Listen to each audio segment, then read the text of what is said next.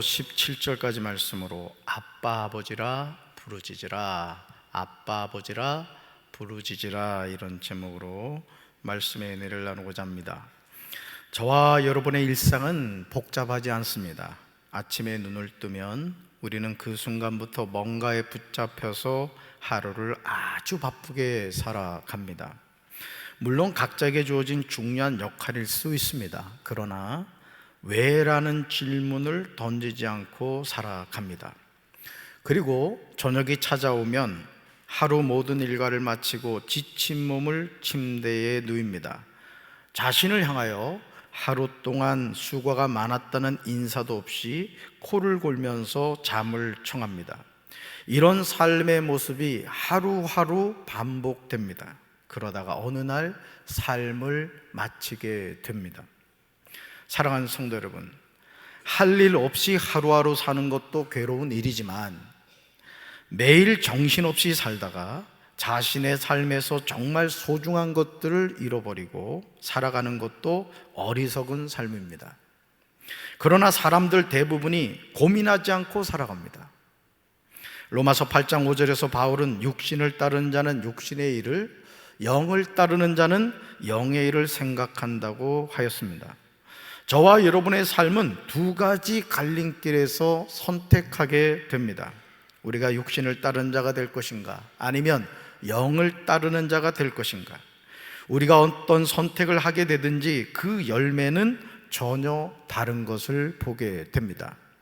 사람은 누구나 죽습니다. 이 세상에서 죽음을 피해갈 수 있는 사람은 아무도 없습니다. 그렇다면 우리는 질문해야 합니다. 왜 사람이 죽는 걸까요? 아니, 목사님, 그걸 질문이라 하세요? 혹시 여러분 저에게 그렇게 질문하고 싶으십니까? 왜 사람이 죽는 걸까? 한번 생각해 보신 적 있습니까? 우리는 이 질문에 관하여 성경이 뭐라고 대답하고 있는지를 잘 살펴야 됩니다. 그렇지 않으면 우리는 생물학적인 의미에서 죽음만을 알게 될 것입니다.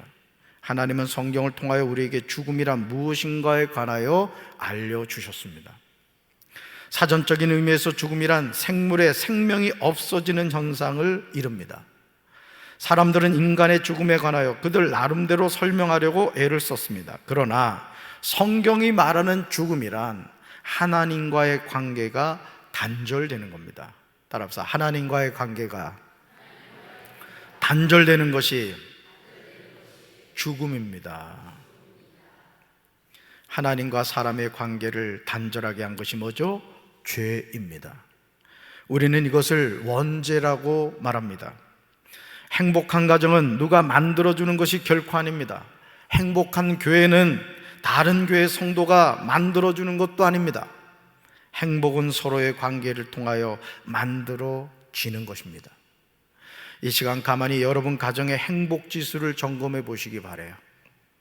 우리 가정이 행복한가? 우리 가정이 불행한가? 우리는 이 질문에 관하여 신중할 필요가 있습니다. 행복한 가정은 남편과 아내가 서로를 아끼며 배려할 때 비로소 만들어지는 겁니다. 그런데 서로가 아니라 한 사람의 희생을 강요할 때가 많습니다. 저 자신을 보아도 이 부분에 관하여 아내에게 미안할 때가 많습니다. 어느 인터넷 블로그에서 행복한 가정을 만드는 부부 10계명이 있어서 여러분에게 소개해 드리고자 합니다. 행복한 가정을 망가뜨리는 가장 큰 주범이 부부 사이에 존재하는 죄라는 사실을 우리는 깨달아야 됩니다. 따라합시다. 죄는 관계를 망칩니다. 관계를 망치는 게 뭐라고요? 죄라는 것이죠. 자, 먼저 남편의 10계명을 한번 보도록 하겠습니다. 우리 남자들만 한번 읽겠습니다. 첫째, 결혼 전과 신혼 초에 보였던 관심과 사랑이 변치 않도록 노력하라. 두 번째, 결혼 기념일과 아내의 생일 등 특별한 날을 잊지 말고 축하하라. 평소 아내의 옷차림과 외모에 관심을 보이고 그 느낌을 표현하라. 네 번째요, 아내가 만든 음식에 관한 말이나 행동으로 칭찬과 감사를 표현하라. 다섯 번째, 항상 인생의 동반자인 아내와 의논하고 결정하는 습관을 기르라. 여섯 번째, 아내의 마음에 상처를 주는 경솔한 농담이나 행동을 하지 말아라. 일곱 번째, 가정 불화시 남편은 너그러움으로 한 걸음 아내에게 양보하라. 여덟 번째, 가정 경제는 아내에게 일임하여 아내가 가정생활 속에서 보람을 갖게 하라. 아홉 번째, 아내의 개성과 취미를 존중해주고 그것을 더욱 발전시킬 수 있도록 하라. 열 번째, 아내의 좋은 점을 발견하여 즉시 칭찬하고 기쁨을 주어라. 이렇게 10가지가 남편의 십계명입니다. 자, 그러면 아내의 십계명을 볼까요? 첫째, 한번 읽어봅니다. 여성분들. 두 번째, 세 번째요. 네 번째,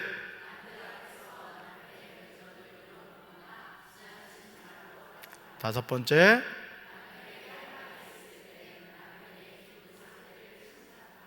여섯 번째,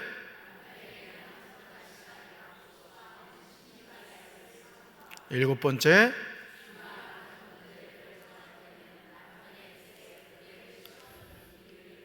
여덟 번째,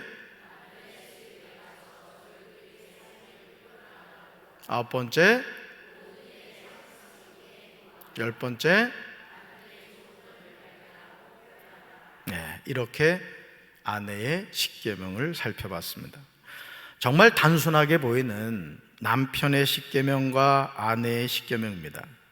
그러나 과연 우리가 이 모든 것을 얼마나 지킬 수 있겠습니까?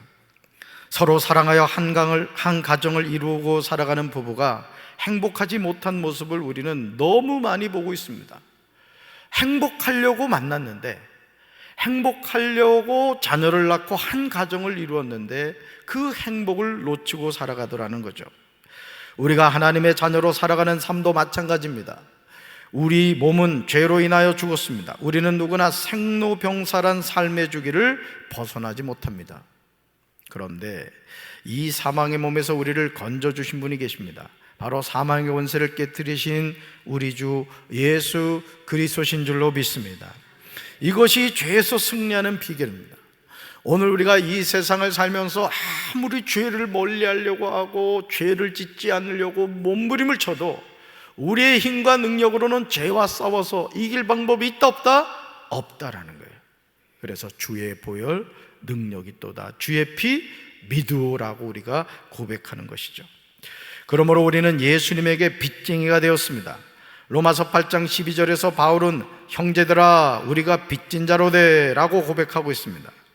그렇다면 우리가 예수님에게 진 빚을 갚을 방법이 무엇일까요? 바울은 육신에게 져서 육신대로 살 것이 아니니라고 그 방법을 제시하고 있습니다. 한번 읽어볼까요? 육신에게 져서 육신대로 살 것이 아니니라. 아멘.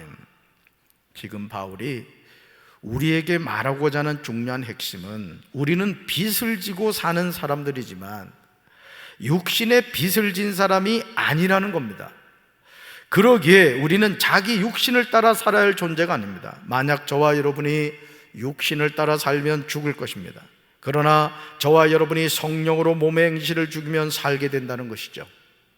바울이 우리에게 전하고 있는 말씀을 통하여 우리는 우리 자신의 삶이 육신을 따라 사는 자가 아니라 영을 따르는 자가 되어 영의 일을 생각하며 살아야 함을 깨닫게 됩니다.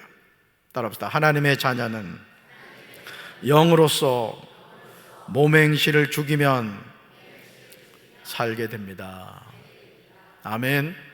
하나님의 자녀는 영으로서 몸의 행실을 죽이면 살게 되는 거예요. 그러니까 우리는 매 순간 육신을 따르는 자가 될 건가, 영을 따르는 자가 될 건가, 우리 스스로 선택하는 겁니다. 오늘 여러분들이 주일 저녁 예배에 나온 것도 어떤 선택을 하신 거예요? 영을 따르는 자가 되겠다는 믿음의 결단을 하신 거예요. 할렐루야. 매 순간 이 선택에서 우리는 바른 선택을 해야 한다는 것이죠. 그러므로 하나님의 영으로 인도함을 받는 사람은 누구나 다 하나님의 자녀인 거예요. 하나님의 자녀는 하나님의 영으로 인도함을 받습니다. 저는 우리 사랑하는 성도 여러분들이 하나님의 영으로 인도받게 되길 주님의 이름으로 축원합니다. 예수님을 죽은 자 가운데서 살리신 하나님의 영이 우리 안에 계십니다. 여러분, 우리가 그걸 알아야 돼요. 제가 늘 말씀을 드리잖아요. 여러분, 이 공간 안에 지금 수많은 라디오의 주파수가 지금 막 다니고 있습니다. 우리 눈엔 보이진 않아요. 근데 여러분들이 라디오를 사서 전원을 놓고 채널을 맞추면 이 공중에 떠다니던 주파수를 통한 그 소리를 우린 들을 수 있습니다.